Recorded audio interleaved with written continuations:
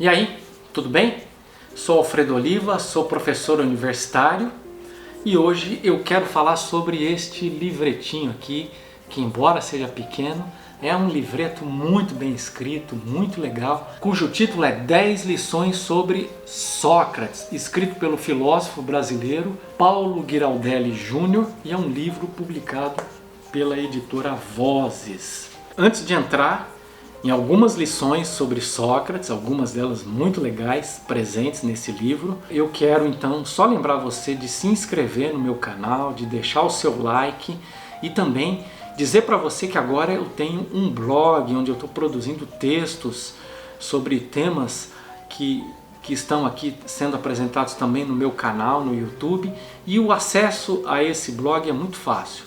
É o meu nome todo emendado, Alfredo Oliva. Você só não duplica Alfredo Oliva, é Alfredo, um ó só, alfredoliva.com, e você vai ter acesso. Dá uma conferida lá e depois você me diz o que é que você está achando de mais esse trabalho. Então vamos lá, vamos ao livro de hoje, vamos ao autor de hoje, Paulo Giraldelli. É um filósofo brasileiro, um escritor, palestrante, é um grande conhecedor da filosofia contemporânea, é um intérprete, por exemplo, bastante importante de Richard Rorty, um difusor da filosofia pragmatista no Brasil, um pioneiro, né? Um cara inteligentíssimo e um cara muito gente boa. Também entende muito de história da filosofia, né? E é o caso aqui desse livreto no qual ele está falando sobre Sócrates. Essa coleção, 10 lições, no caso aqui 10 lições sobre Sócrates, mas tem 10 lições sobre vários outros filósofos, escrito por vários outros autores. São livros então pequenos, bem pequenos, no formato de bolso, de cunho introdutório, alguns muito bons, né? Por exemplo, é o caso desse volume sobre Sócrates, é um dos melhores da coleção. Alguns outros limitados, por exemplo, o volume sobre Foucault eu não gostei muito, né? 10 lições sobre Foucault, achei um livro apenas razoável. Eu sei que um livro pequeno desse tem bastante limites, né, em função do tamanho, mas como é um texto introdutório, a gente tem que julgar esse livro pela função que ele cumpre, de introduzir, de apresentar os elementos essenciais e como que adoçar a sua boca, né, querer criar o desejo de você ler, de estudar esse autor. E acho que o trabalho do Paulo Giraldelli faz isso muito bem e talvez faça até mais que isso, consegue entabular algumas discussões bem interessantes sobre Sócrates. Esse livro é bastante interessante, apesar de um livro pequeno, na minha opinião, um livro brilhante, e ele atualiza bastante o leitor ou a leitora na pesquisa sobre Sócrates. Ele não só apresenta algumas ideias de Sócrates, ou supostamente de quem teria sido Sócrates, mas atualiza o debate em torno de Sócrates na atualidade. Então vamos lá, eu vou trazer alguns destaques, né? Não dá para seguir todas as ideias que são apresentadas aqui, mesmo sendo um livro pequeno, não dá para explorar todas as ideias, então vou selecionar aquelas que eu achei mais interessantes. O primeiro debate que você vai encontrar nesse livro é uma discussão sobre o que é de Sócrates e o que é de Platão, né? Quer dizer, a gente poderia fazer uma comparação, pelo menos no aspecto da produção, com a figura de Jesus, né? Quer dizer, a figura de Jesus é uma figura conhecida como Sócrates, mas é alguém que não escreveu nada, não deixou um ensino escrito. O seu ensino foi captado por outras pessoas, no caso de Jesus, ou ele foi captado, né, por Platão e também por outras pessoas, mas principalmente por Platão no caso de Sócrates. E a questão é o que é de Sócrates e o que é de Platão. Eu acho que a essa altura esse é um debate bastante importante, mas de fato a gente não tem mais como saber a diferença entre um e o outro, e é saber que Sócrates é uma função do discurso, ou seja, o Sócrates é um personagem criado, provavelmente criado por Platão, certamente um personagem histórico, e o que nós temos de Sócrates é aquilo que é preservado, é aquela imagem que é construída por Platão. E pouco importa o que é o Sócrates histórico, o que é o Sócrates criado por Platão. O importante é que existem algumas ideias que certamente remontam à figura do Sócrates, mas não dá mais para saber o que é o Sócrates, independentemente da interpretação daqueles que preservaram os seus ensinamentos, como também não dá para dissociar a figura de Jesus Cristo dos seus intérpretes, né, dos evangelistas ou dos autores de cartas do Novo Testamento. Há uma discussão também sobre o preceito do conhece-te a ti mesmo, presente no oráculo de Delfos, e que seria um preceito desenvolvido por Sócrates, valorizado por Sócrates.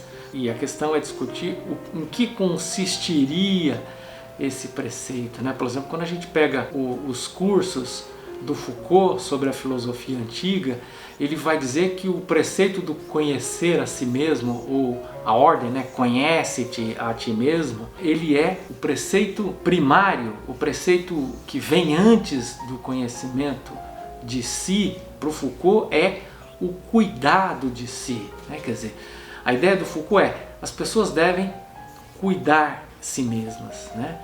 Elas devem estar atentas ao cuidado de si mesmas, né? Ele explora aí a expressão grega, né, epimeleia realtu, e diz que esse preceito é anterior e que o preceito do conhecimento de si é um preceito derivado do cuidado de si. Ou seja, há uma série de estratégias que você deve utilizar para cuidar de si, e dentre esses várias estratégias de cuidado de si está o conhecimento de si.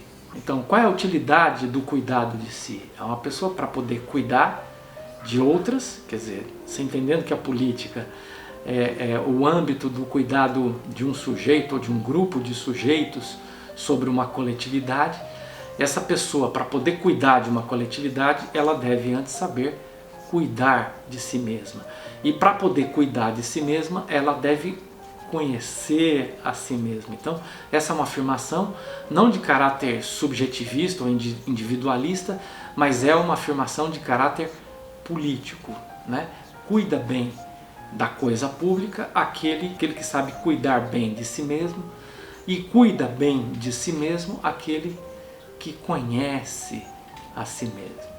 Existe também uma discussão, né, que muitas vezes é mal compreendida, sobretudo pelas pessoas da atualidade, que é a ideia do daimon, né, que é a projeção, é uma espécie de inspirador, uma espécie de alma, uma espécie de espectro, né, que serve para trazer a inspiração com quem o filósofo dialoga, com quem o filósofo conversa, que depois, naturalmente, de forma maldosa, foi identificado com a figura de um demônio, de um alter que invade a pessoa, né? Mas, naturalmente, a figura do daimon não tem nada a ver com isso, né?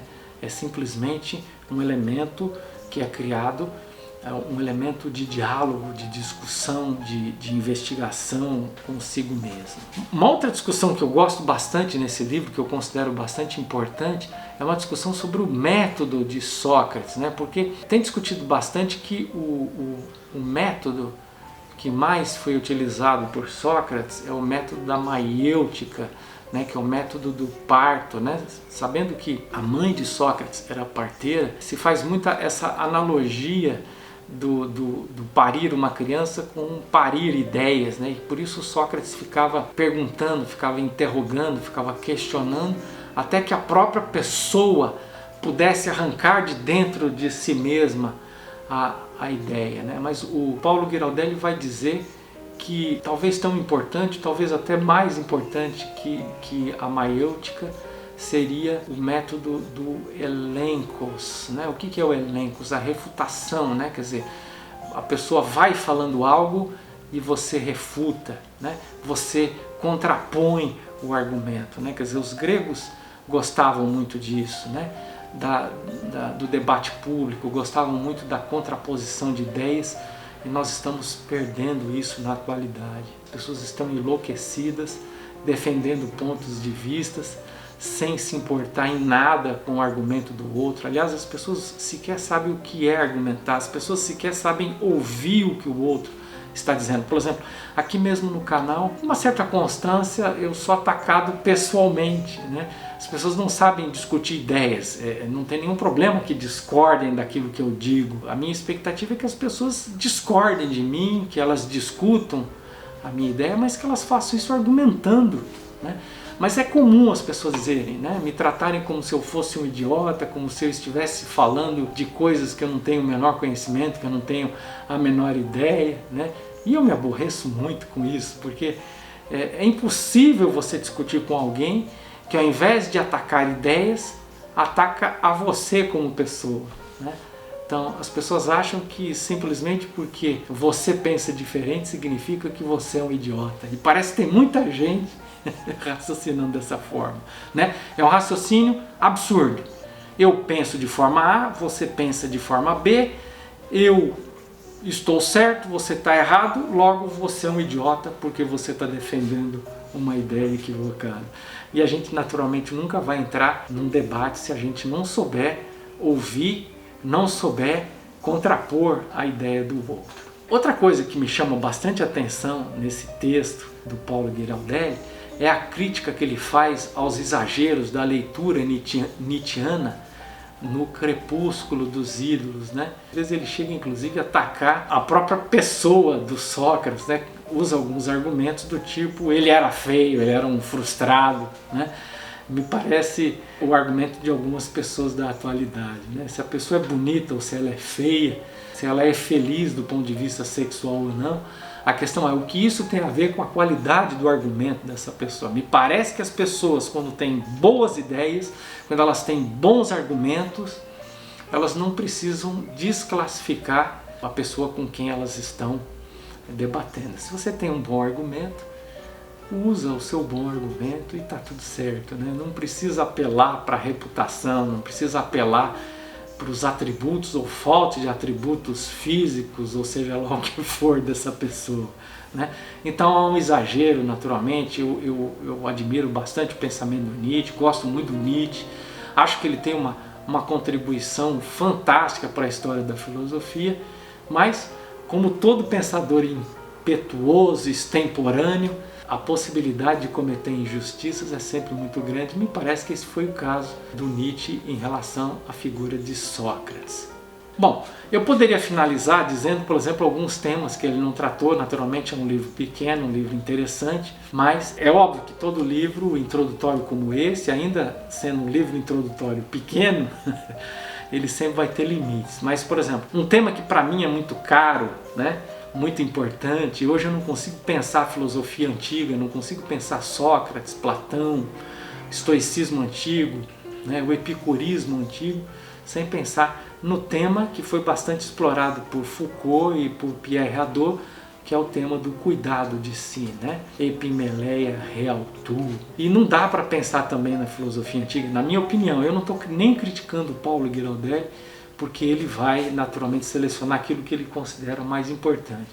Mas outro tema derivado do cuidado de si, uma técnica de cuidado de si, é a prática da parresia, da coragem, na verdade, bastante explorado por Foucault e por Pierre Hadot, que são filósofos que eu admiro bastante.